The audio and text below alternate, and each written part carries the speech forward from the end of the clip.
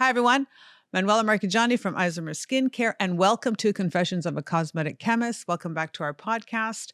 This is the place where we actually talk about things in the industry, in the skincare industry, and the things that I've learned with my over 35 years experience as a cosmetic chemist, a product developer, knowing the ins and outs of the industry as a manufacturer as well.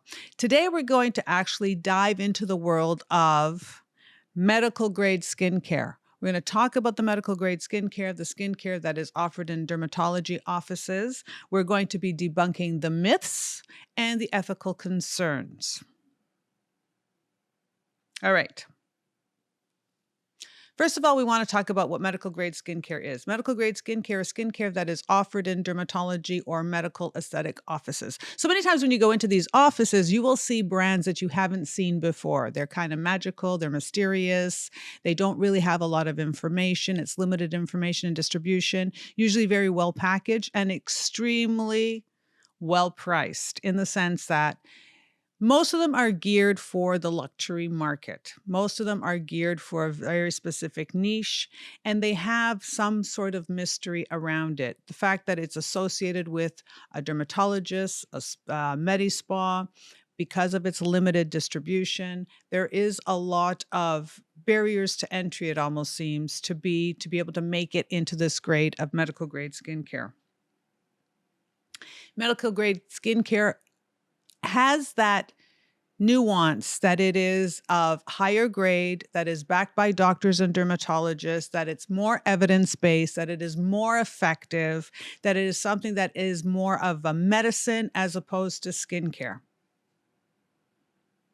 Usually these products are distributed through dermatologists, licensed estheticians, and as I said, there is a very deliberate distribution in this kind of skincare. So let's go and talk about some of the common myths. One, medical grade skincare is always more effective. This is not true.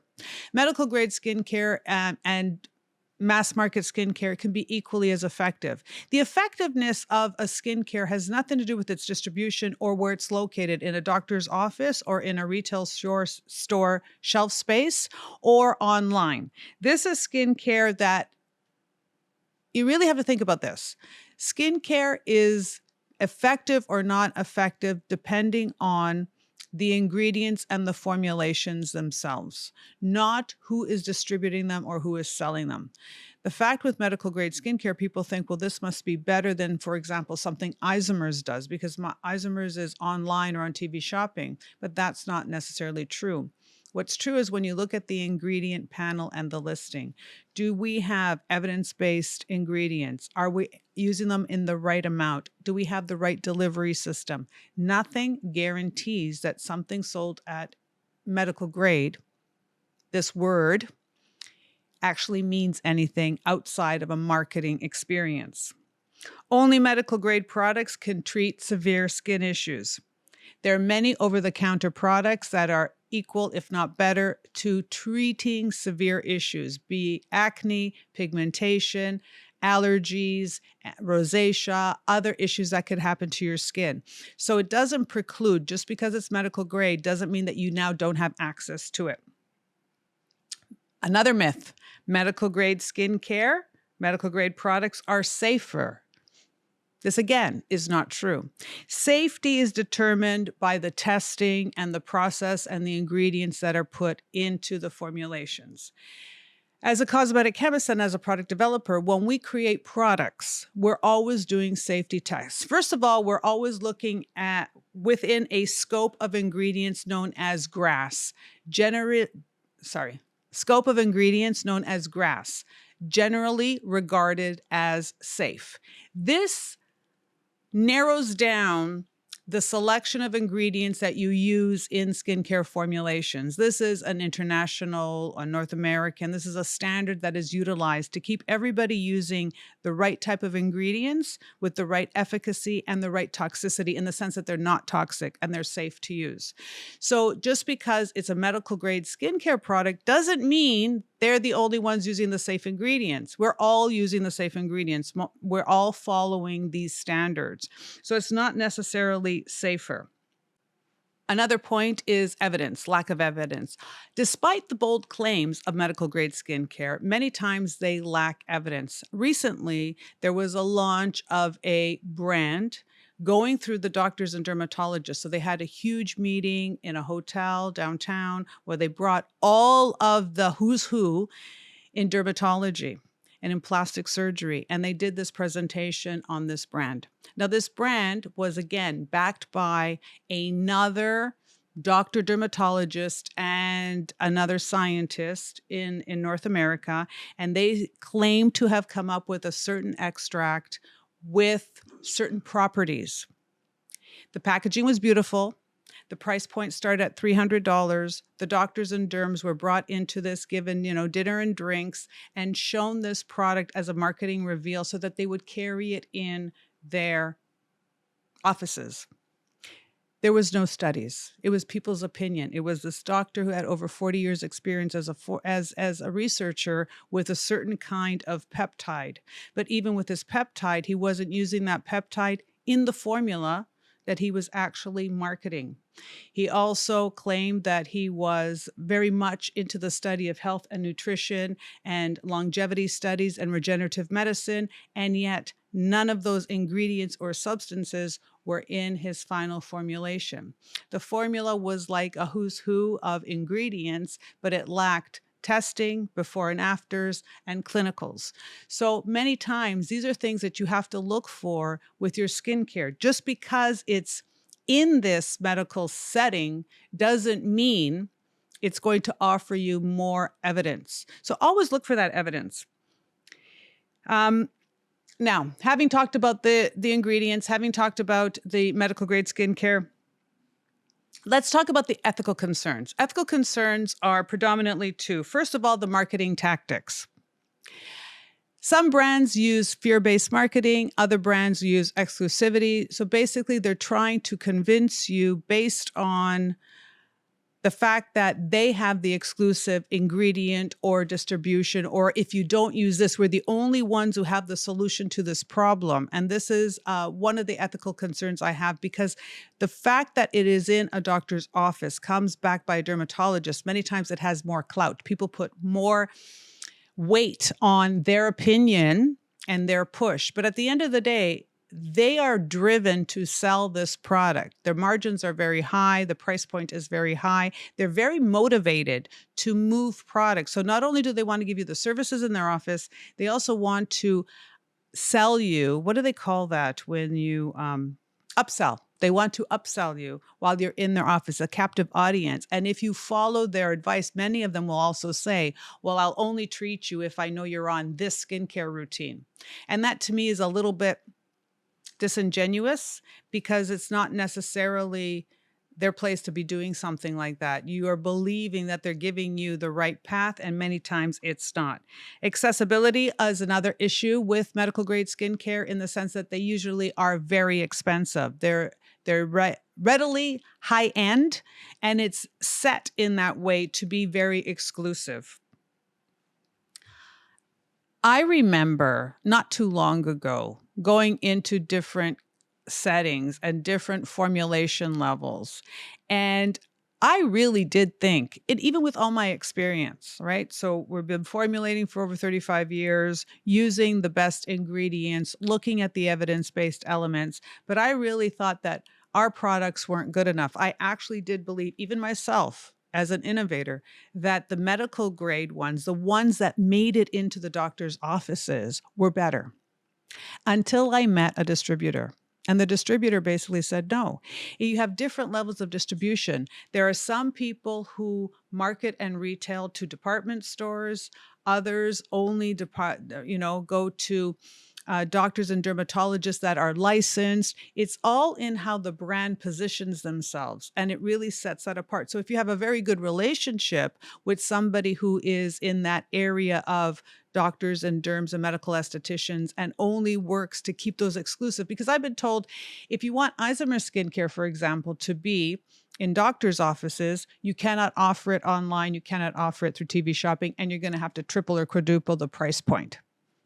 And that was all we had to do. We don't have to change the formula. They didn't ask for anything to be, tested, extra tested, because they already know that what we're producing has that integrity in it because of who we are, but doesn't guarantee that everything in that area. So a lot of it has to do with price points. So for me, debunking the myths of medical grade skincare, cosmeceutical skincare, is a real eye opener. It shows you that you have access. You're not missing out if you're not getting that from that doctor or dermatologist.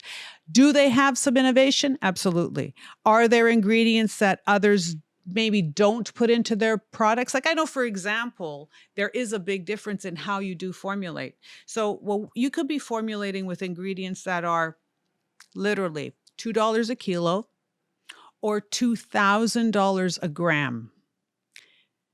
That's almost like 200,000 a kilo, right? When you're thinking about the price point difference in ingredients. And when you're formulating with such variety of price point. Now, a lot of these ingredients that are very, very expensive, a lot of affordable skincare brands don't use them because it would actually change the price point. So if you're doing mass market or department store, they won't use a lot of those real key actives unless they're completely evidence-based and they know that it's going to create some really great result on your skin. So there are some differences in price point and how you're formulating between grades of ingredients. But I guess what I'm trying to say is that just because it's medical grade or claimed to be marketed that way, it doesn't actually necessarily mean that it's better than an Isomer's product or a product that you're using right now. Remember that effective skincare doesn't only come from medical grade skincare. You can have effective skincare that is from a department store, that is online, that's from Isomer's Laboratories, it's from other areas. So what you need to do is you need to look for a few things. And this is what I do. I try to find out who is making the product, who actually is the formulator, the company, what is their background, what is their motivation, what do they believe in. This is important. When you understand that not all brands are made by that brand, there's a lot of white label brands. They do a good, better, best in the brands. A lot of them are owned by the same people. They just market to different segments. So what are you looking for? You're looking for the ingredients that are going to work for you, depending on what is happening to your skin.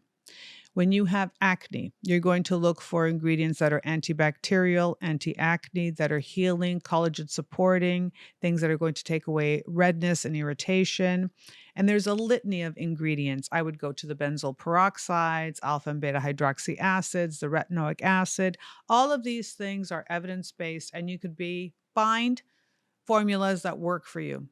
When you're looking at anti-aging or pigmentation or wrinkles, you're going to look for collagen peptides. I like the matrixyl family. And the reason why I look for matrixyl, pentapeptide 4 specifically in formulations, is that this is a ingredient that has been tested over and over again for 25 years, and it literally shows the benefits in the collagen and elastin. It shows the property benefits. Well, we're looking for glutathione. What is it doing as anti-aging, helping to brighten the skin, utilizing it as a master antioxidant? So these are the key ingredients that you want to look for. There could be new and novel ingredients. A lot of times companies will come up with,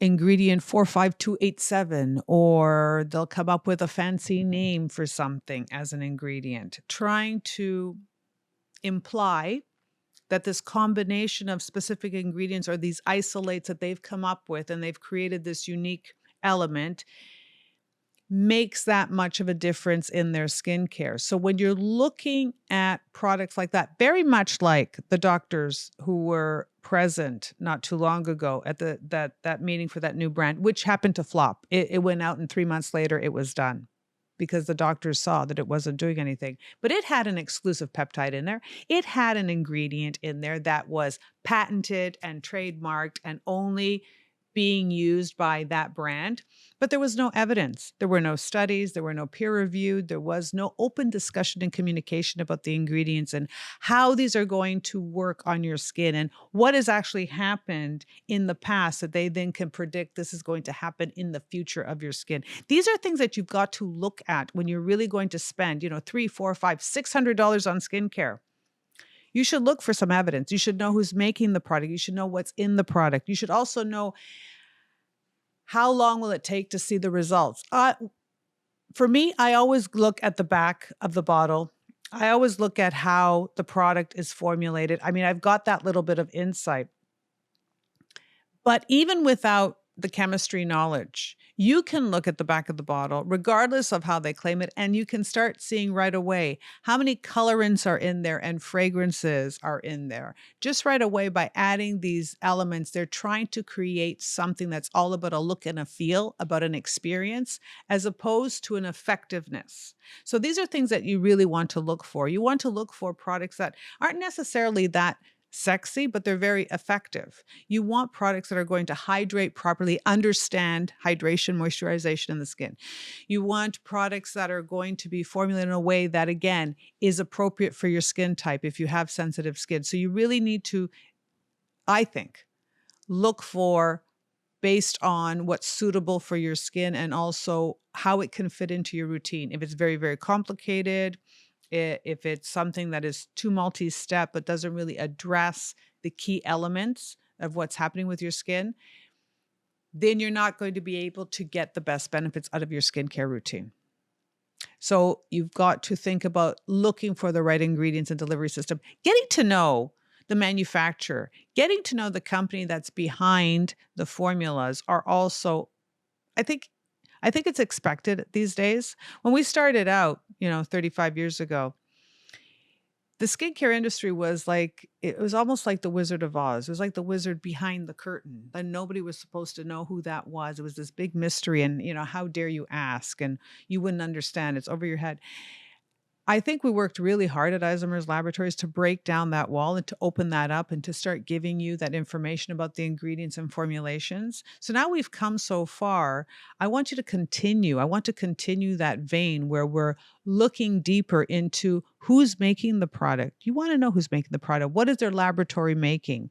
What is their background and how do they conduct business? And does it show? Because a lot of times, many products are made by one or two large factories, and then they're just white labeled or private labeled, or they're just mass produced. They get contracts, and this is how it's done. And for a lot of brands, it's all about the profits. So they're going to try to make something smell and feel really, really good for the lowest possible price. When you're dealing with brands or a formula like that, that's one type of result you're going to get. And that's more experiential. When you're dealing with someone more like Isomers, where we're not about that, we're more about the efficacy, we're more about the problem solving. That's a very different kind of skincare. And technically, when you're thinking about it, medical grade should be a problem solving. There should have been one that's more cosmetic and one that is more problem solving solution. But just because they're calling it medical grade, remember, we're going to go into that. We've gone into this. Don't get fooled or don't get misled by the label. Go a little bit deeper. Look into the delivery system and those ingredients. Those are the things to look for. And price is not always a determining factor of, it could be of quality in the sense of some of the ingredients, but even some very expensive ingredients. There's very expensive silicones out there that make products feel really good. I remember when we were doing stuff with the Victoria's Secret formulations, they wanted that we were working with a certain silicone that was very, very expensive, and you put it on and your skin felt like velvet and suede. It was just gorgeous the way it felt, but it had zero problem solving capacity. It didn't change. It didn't make your skin more hydrated. Actually, for some, it made them break out more because it was a bit more occlusive than it needed to be to create that slip. So knowing these nuances, I'm hoping that through these conversations, become more aware, ask more questions, and then are able to choose more appropriately and spend your money more wisely and get better results.